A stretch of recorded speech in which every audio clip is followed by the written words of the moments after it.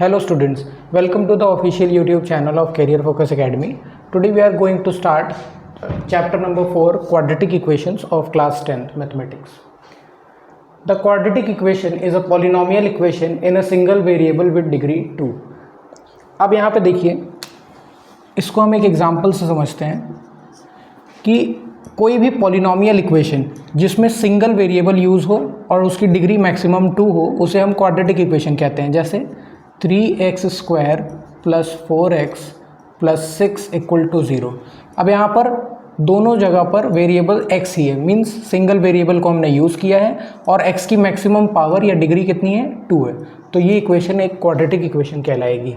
Same उसी तरह से अगर हमने लिखा x² माइनस का प्लस 3x = 4। अब यहाँ पर भी x और x कॉमन वेरिएबल है और मैक्सिमम डिग्री 2 है, तो ये भी क्या है, एक क्वाड्रेटिक इक्वेशन है।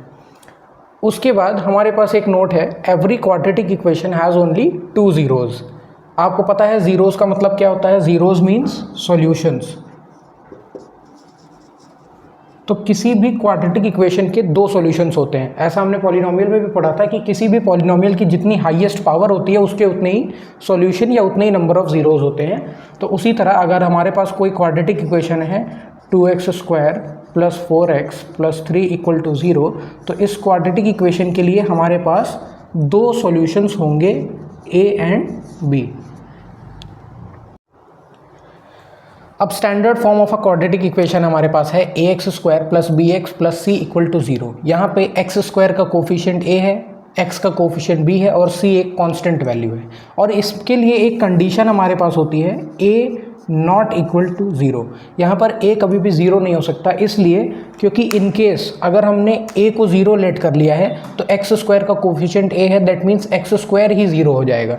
तो उस केस में ये क्वाड्रेटिक इक्वेशन क्वाड्रेटिक नहीं बल्कि एक लीनियर इक्वेशन कहलाएगी।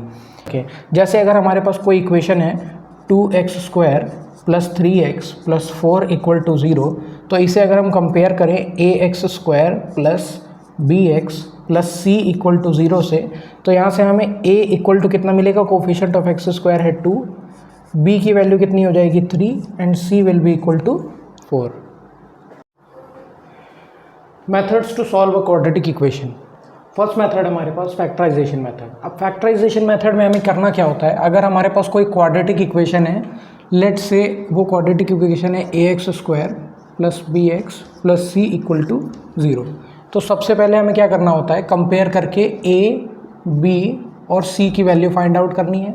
उसके बाद a और c का मल्टीप्लिकेशन फाइंड आउट करना है और जो भी मल्टीप्लिकेशन की वैल्यू आएगी, जो भी हमारे पास आंसर आएगा, उसमें हमें b को स्प्लिट करना है 2 नंबर्स में, जिन 2 नंबर्स का प्रोडक्ट जो होगा वो a और c के प्रोडक्ट के बराबर होना चाहिए और उन दोनों नंबर्स का एडिशन या फिर सब्ट्रैक्शन करने पर हमें b ऑब्टेन होना चाहिए। ठीक है, तो अब इसको हम एक एग्जांपल से समझते हैं। इक्वेशन है 2x² - 5x + 3 = 0। यहाँ पर कंपेयर करें ax² + bx + c = 0 से, तो हमारे पास a की वैल्यू कितनी है 2, b की वैल्यू कितनी है -5 एंड c की वैल्यू कितनी है 3। उसके बाद हमें मल्टीप्लाई करना था a और c को, तो 3 2 6 हो गया। फिर b को 2 नंबर्स में स्प्लिट करना था जिनका प्रोडक्ट a और c के प्रोडक्ट यानी 6 के बराबर हो और उनका एडिशन या सब्ट्रैक्शन -5 हो। तो ऐसे 2 नंबर्स क्या हो सकते हैं, -3 और -2।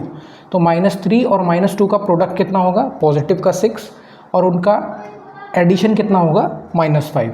तो हम इस इक्वेशन को स्प्लिट करेंगे तो आएगा 2x² - 5 की जगह हम कितना लिख सकते हैं, 2 + 3x + 3 = 0।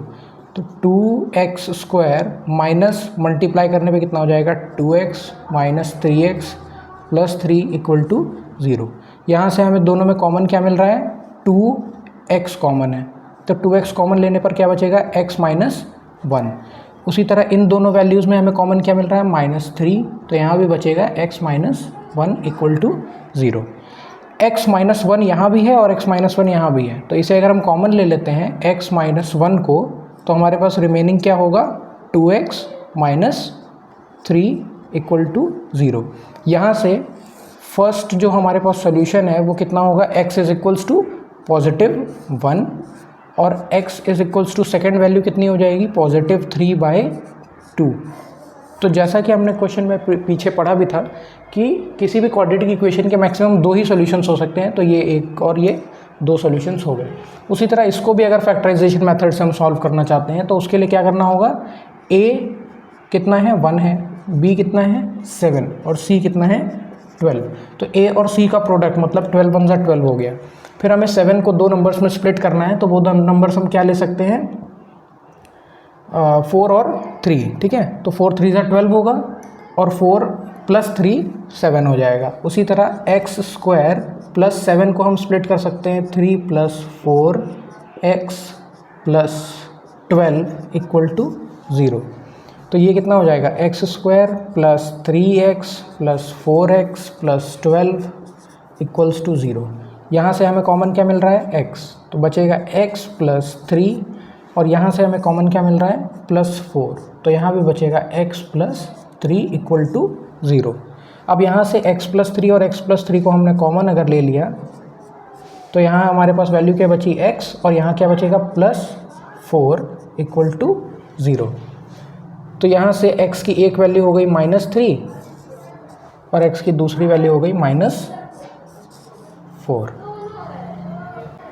सेकेंड मेथड है क्वाड्रेटिक फार्मूला। क्वाड्रेटिक फार्मूला की हेल्प से भी हम किसी भी क्वाड्रेटिक इक्वेशन के लिए रूट्स फाइंड आउट कर सकते हैं, लेकिन उसके लिए हमें एक कंडीशन वेरीफाई करनी होती है जो कि है b² - 4ac।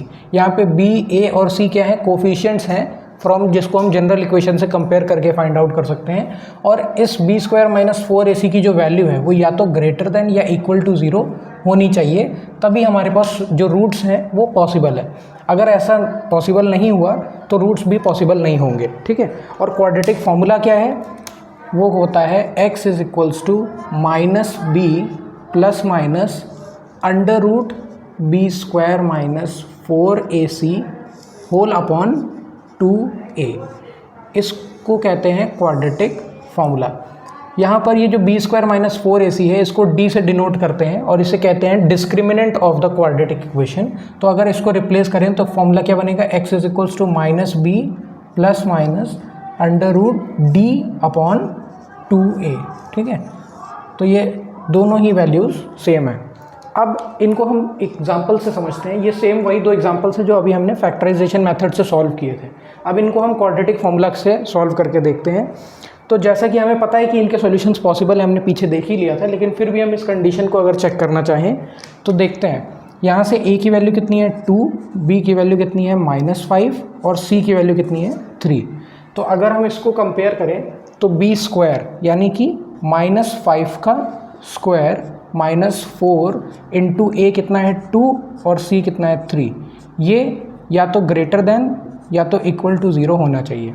तो -5 का स्क्वायर कितना हो जाएगा 25, -4 × 2 = 8 और 8 × 3 = 24, ग्रेटर देन इक्वल टू 0। तो 25 - 24 कितना होगा 1 और ये कंडीशन क्या हो गई वेरीफाई। दैट मीन्स इसके रूट्स हम निकालना पॉसिबल है। अब रूट्स निकालने के लिए क्वाड्रेटिक वैल्यू फॉर्मूला में वैल्यूज़ रखते हैं। तो -b और b भी -5 है, ±√d और d हमने ये अभी फाइंड किया है। तो d कितना आया हमारे पास 1/2 इंटू a और a भी कितना है 2 है। तो यहाँ से वैल्यू कितनी हो जाएगी +5 ±√1 1 ही होता है /4। तो यहाँ से 2 वैल्यूज़ होंगी, एक हो जाएगी 5 + 1/4 और दूसरी वैल्यू हो जाएगी 5 - 1/4। तो 5 + 1 6, 6/4 मतलब कितना होगा ये 3/2 और दूसरी वैल्यू की कितनी होगी 5 - 1 यानी कि 4/4, तो ये हो जाएगा 1। तो ये 2 रूट्स हमारे पास आएंगे। उसी तरह इसको अगर हम चेक करें तो b² यानी कि -7 का होल स्क्वायर -4 इंटू a कितना है 1 और c कितना है 12, ग्रेटर देन इक्वल टू 0। तो -7 का स्क्वायर कितना हो गया 49 -4 into 12 48 which is greater than equal to 0। तो 1 ग्रेटर देन इक्वल टू 0 होता है, मतलब कंडीशन वेरीफाई हो गई। कंडीशन वेरीफाई हो गई तो क्वाड्रेटिक फार्मूला अप्लाई करेंगे -b और b कितना है -7 है, ±√d यानी कि 1/2 इंटू a कितना है 1 ही है। तो ये हो जाएगा +7 ±1/2। तो यहाँ से वैल्यूज़ क्या मिलेंगी, 7 + 1/2 और 7 - 1/2। तो यहाँ से दो वैल्यूज़ मिलेंगी, 7 + 1 8, 8/2 कितना हो जाएगा 4, और 7 - 1 यानी कि 6, 6/2 कितना हो जाएगा 3। तो ये दो हमारे पास रूट्स होंगे। Nature of roots of a quadratic equation. अगर हमारे पास कोई क्वाड्रेटिक इक्वेशन गिवन है और हमें उसका nature of root find out करना है कि रियल रूट्स हैं या इमेजिनरी रूट्स हैं, तो वो हम कैसे फाइंड आउट करेंगे। तो उसके लिए सबसे पहले अगर हम देखें कि कोई जनरल इक्वेशन है ax² + bx + c = 0, तो यहाँ पर डिस्क्रिमिनेंट की वैल्यू यानी कि b² - 4ac की वैल्यू हमें फाइंड आउट करनी होगी। इसके बेसिस पर ही हम नेचर ऑफ रूट्स को बता सकते हैं। अगर यहाँ पे जो d है ये >0 आता है, तो जो रूट्स होंगे वो कैसे होंगे, रियल एंड डिस्टिंक्ट, यानी कि दो अलग अलग रियल रूट्स होंगे।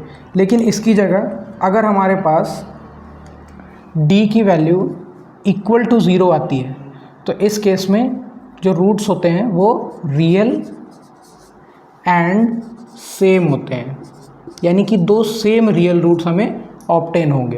और इसी तरह थर्ड केस में अगर d की वैल्यू <0 है, तो <0 की केस में क्या होता है, रूट्स रियल पॉसिबल नहीं होते हैं, तो नो रियल रूट्स। लेकिन इसका मतलब ये नहीं है कि रूट्स ही नहीं होंगे, इमेजिनरी रूट्स पॉसिबल होते हैं, इमेजिनरी रूट्स यहाँ पे मिलते हैं। अब इसको हम एक एग्जांपल से समझते हैं। अगर हम किसी क्वाड्रेटिक इक्वेशन को कंसीडर करते हैं, जैसे कि 2x² - 3x + 4 = 0, तो यहाँ पर a की वैल्यू 2 है, b की वैल्यू -3 है और c की वैल्यू कितनी है 4। तो अगर हम डिस्क्रिमिनेंट फाइंड आउट करें b² - 4ac, तो b² मीन्स -3 का स्क्वायर -4 × a कितना है 2 और c कितना है 4। तो यहाँ पे 3 का स्क्वायर कितना होगा 9 -4 2 = 8 एंड 8 4 = 32। तो यहाँ पे हमें साफ साफ दिखाई दे रहा है कि वैल्यू कैसी है, नेगेटिव है, दैट मीन्स <0 है। तो इस केस में जो रूट्स होंगे वो रियल नहीं होंगे, नो रियल रूट्स, ठीक है। लेकिन अगर इसी तरह एक इक्वेशन हम और देखते हैं, x² - x + 4x + 1 = 0, तो इस कंडीशन में अगर हम देखें तो डिस्क्रिमिनेंट की वैल्यू कितनी होगी, -4 का स्क्वायर -4 × a कितना है 1 और c कितना है 1, तो 4 का स्क्वायर हो जाएगा 16 -4। यहाँ पर वैल्यू कितनी आ रही है 12 विच इज़ > 0। तो यहाँ पे जो हमें रूट्स मिलेंगे वो कैसे होंगे, रियल एंड डिस्टिंक्ट रूट्स। तो उम्मीद है कि आपको ये इंट्रोडक्शन अच्छी तरह से समझ में आ गया होगा। अब इसके बाद हम नेक्स्ट वीडियो में इस चैप्टर की एक्सरसाइजेस को कवर करेंगे।